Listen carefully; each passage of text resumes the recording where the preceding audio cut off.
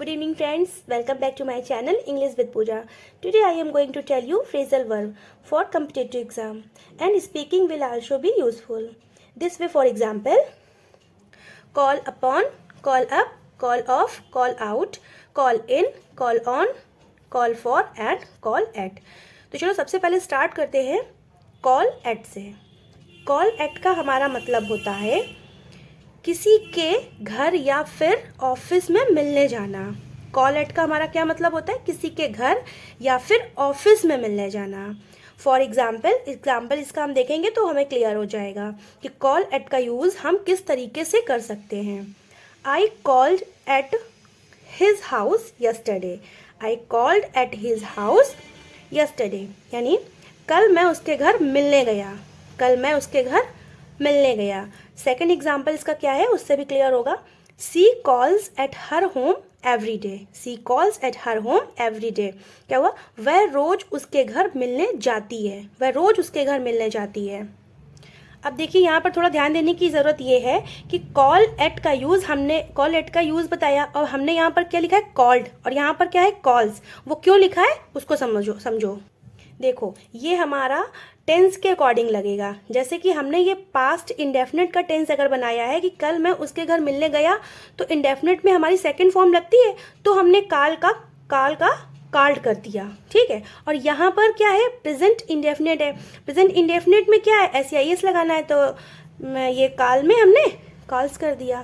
ठीक है. इस तरीके से हम कॉल एट का यूज़ करेंगे. सेकेंड हम देखते हैं call for.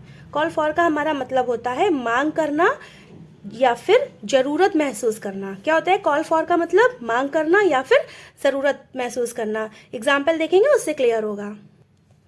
The situation calls for an immediate question. The situation calls for an immediate question. क्या मतलब है? इस सिचुएशन में तुरंत काम सक्रियता से करने की ज़रूरत है. मतलब कि ये जो कॉल फॉर है ये हम किस तरीके से यूज़ करें कि हमारे सेंटेंस में ही आए. इसकी कॉल फॉर का हमारा हिंदी मतलब क्या था? मांग करना या ज़रूरत महसूस करना. तो हो गया इस सिचुएशन में तुरंत काम सक्रियता से करने की ज़रूरत है. इमीडिएट क्वेश्चन का मतलब होता है उसके सक्रियता से करना. ठीक है. सेकंड देखते हैं उससे हमारा क्लियर हो जाएगा और ज़्यादा. Exam time situation calls for doing study hard. Exam time के समय पढ़ाई करने की बहुत ज़रूरत है. ठीक है. Exam time situation call for doing study hard. देखिए यहाँ पर आ गया ना कॉल्स फॉर. यहाँ पर भी कॉल्स फॉर है. ठीक है. अब हम थर्ड देखते हैं. क्या है हमारा third? Call on. Call on means हमारा होता है थोड़ी देर के लिए जाना या रुकना. थोड़ी देर के लिए जाना या रुकना. किसी व्यक्ति से मिलने जाना. ठीक है. देखिए हमारे जो फ्रेजल वर्ब होते हैं वो हमारी स्पीकिंग में तो काम आते ही हैं और हमारी कॉम्पिटिटिव एग्जाम में भी ये जरूर आते हैं. कॉल ऑन का मतलब होता है और ये जो कॉल वाले होते हैं वो मोस्ट इम्पॉर्टेंट होते हैं. कॉल से तो हमारा कॉम्पिटिटिव एग्जाम में ज़रूर पूछा जाता है 1-2 question. For example do call on me someday. Do call on me someday. किसी दिन मेरे घर जरूर आइए. नेक्स्ट एग्जाम्पल है इसका you will call on me tomorrow. You will call on me tomorrow. तुम कल मेरे घर आओगे. तुम कल मेरे घर आओगे. अब हम फोर्थ लेते हैं कॉल इन. क्या है? Call in. इसका हिंदी मीनिंग क्या होता है? किसी को बुलवाना या फिर किसी भी व्यक्ति से मिलने जाना. ओके. किसी को बुलवाना या फिर किसी भी व्यक्ति से मिलने जाना. For example the teacher was called in to teach the student. The teacher was called in to teach the student. Student को पढ़ाने के लिए टीचर को बुलावा भेजा गया. ओके. क्लियर है. सेकंड इसका एग्जाम्पल है He was called in to handle the situation. He was called in to handle the situation. मामले को सुलझाने के लिए उसे बुलावा भेजा गया. ओके. मैंने दो एग्जाम्पल इसलिए लिए हैं जिससे कि आप लोगों को ये समझ में आ जाए कि ये जो फ्रेजल वर्ब हैं वो किस तरीके से हम यूज़ कर सकते हैं. अब हमारा फिफ्थ फ्रेजल वर्ब है call out. Call out means होता है चिल्लाना. For example I suddenly called out.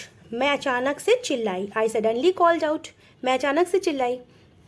Second इसका है example, the baby called out for a biscuit. The baby called out for a biscuit, बच्चा बिस्किट के लिए चिल्लाया। क्लियर हुआ। 6 हमारा फ्रेजल है कॉल ऑफ। कॉल ऑफ क्या है हिंदी? वापस लेना या फिर समाप्त करना, खत्म करना। ठीक है। For example, the workers called off the strike. The workers called off the strike, मजदूरों ने हड़ताल समाप्त कर दी। ओके। नेक्स्ट इसका एग्जाम्पल है, the farmers did not call of the protest against the government. The farmers did not call of the protest against the government. क्या Hindi? Farmer ने यानी किसान ने गवर्नमेंट के अगेंस्ट विरोध का जो आह्वान नहीं किया, यानी कि उस विरोध को खत्म कर दिया, समाप्त कर दिया। मीन्स तो उसका वही हुआ ना कि विरोध का आह्वान नहीं किया तो उसको खत्म कर दिया। इसका मतलब भी यही था कॉल ऑफ का, वापस लेना या समाप्त कर देना या फिर खत्म कर देना। अब 7th हमारा कॉल अप। कॉल अप इसके मीन्स क्या होता है? याद करना, याद आना, फ़ोन करना। फ़ोन तो हम तभी करते हैं ना जब हमें किसी की याद आती है या हमें कोई याद करता है, तभी तो फ़ोन करते हैं। Call up. ओके। अब इसका एग्जाम्पल देखेंगे। Call up what happened with you yesterday. Call up what happened with you yesterday. करिए कि कल आपके साथ क्या हुआ। याद करिए कि कल आपके साथ क्या हुआ। Call up what happened with you yesterday. Second है इसका, okay I will call up again later. Okay I will call up again later, ठीक है मैं बाद में फिर से कॉल करूँगी। अब 8th और लास्ट हमारा फ्रेजल है कॉल अपॉन। कॉल अपॉन का मतलब होता है कुछ करने या बोलने के लिए आमंत्रित करना या बुलाना। कॉल अपॉन का मतलब क्या होता है? कुछ करने या बोलने के लिए आमंत्रित करना या फिर बुलाना। For example, mister Tiwari ji was called upon to explain the matter. Mister Tiwari ji was called upon to explain the matter. बात को समझाने के लिए मिस्टर तिवारी जी को बुलाया गया। क्लियर है। नेक्स्ट देखते हैं, I was called upon for teaching in that school. I was called upon for teaching in that school. मुझे उस स्कूल में पढ़ाने के लिए बुलाया गया। देखिए मैंने एग्जाम्पल को हिंदी और इंग्लिश दोनों में बताए हैं, दो, जिससे कि आप लोगों को ये समझ में अच्छे से आ जाए कि हमको फ्रेजल वर्ब किस तरीके से यूज़ करनी है। Okay, that's all for today. See you in my next video. Bye bye.